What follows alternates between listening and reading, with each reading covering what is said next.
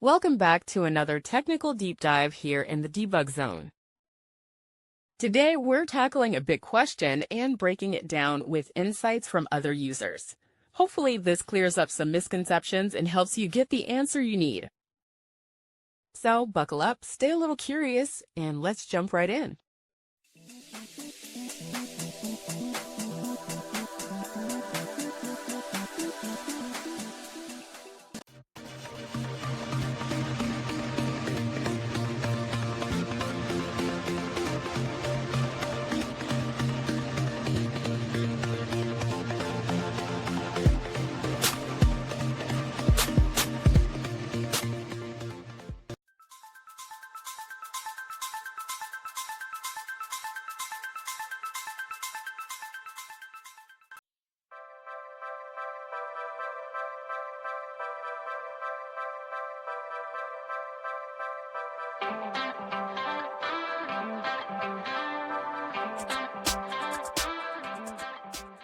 And that's a wrap.